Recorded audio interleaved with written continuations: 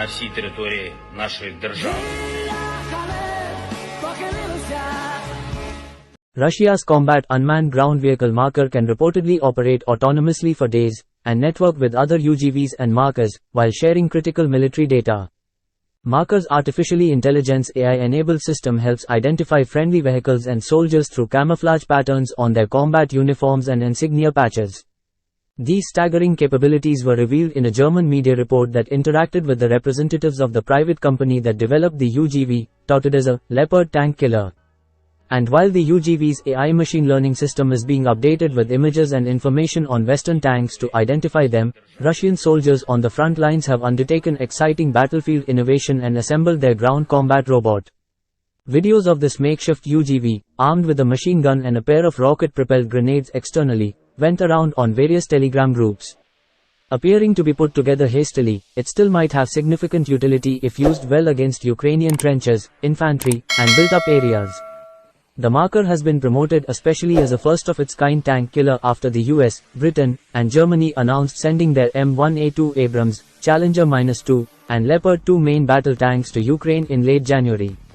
Not only are the 59 tanks far from the 300 that Ukraine's military chief, General Valery Zaluzhny, said would be required to turn the tide against Russia, but they would also take a few months to reach the battlefield by when Russia has been predicted to possibly conclude the war. Ukrainian tankmen are also likely not to be fully proficient in the Western systems, owing to the complex training procedures and tactics the crews, conditioned to Soviet machinery, operating procedures, and doctrines will take time to transition. The war in Ukraine completed a year this February 24.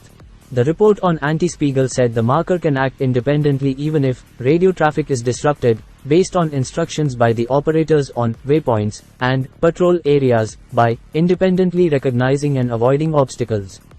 This means the Russian developers have considered Western nations employing credible electronic warfare and jamming to sever the connection between the Marker and its operators. The robot can act alone but also in conjunction with other Markers, which can share tasks. For example, one of which takes over reconnaissance and target search, while a second one remains hidden in the background until it attacks the recognized and marked targets, said the article. Whether this data linking to is controlled autonomously or has human interference is unknown, but if true, it represents a shockingly giant leap in artificial intelligence.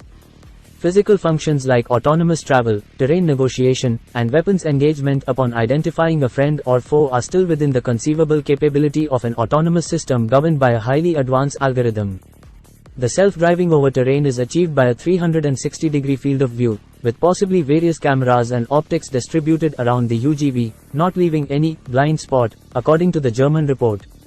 Meanwhile, the IFF is an electronic catalog system with images of Western tanks in the regular and infrared format, to identify the enemy equipment, according to former Roscosmos chief Dmitry Rogozin.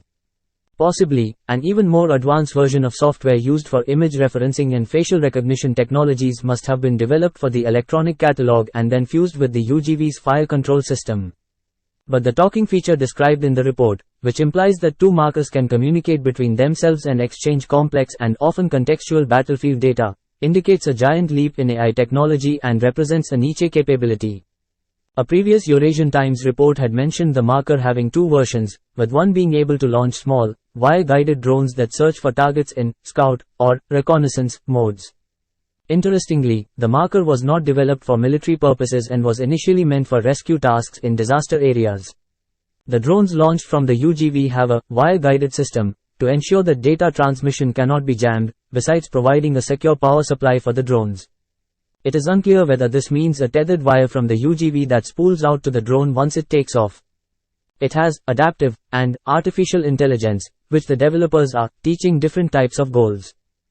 This description suggests a machine learning feature where an AI's autonomous operation progressively becomes error-free through routine corrections by human developers. That these prototype versions are being evolved directly in service is also an interesting weapons development practice that India can use for faster induction of indigenous systems.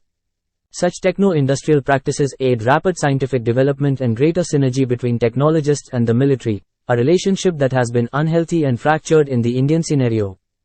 Optical system. An antenna at the back receives the radio control commands. It lacks advanced features like a fire control system or a swiveling electro-optical system. The UGV appears to be a fundamental fighting vehicle. It nevertheless can aid soldiers in massing firepower, even though largely inaccurate, when such tasks can be vulnerable to human physiology and psychology constraints. The UGV's range and endurance are unknown, and from the video, it can be assumed that it has to remain within line of sight of the operator. The vehicle appears to have decent mobility and is seen firing the PKT and the rockets in a few instances, with at one point being reloaded by a soldier. It can still be of significant tactical help when acting with other ground troops while attacking fixed positions, trenches, or defensive lines. It is the rapidity with which the Russian forces that developed the UGV can also evolve appropriate tactics and procedures to exploit the system entirely.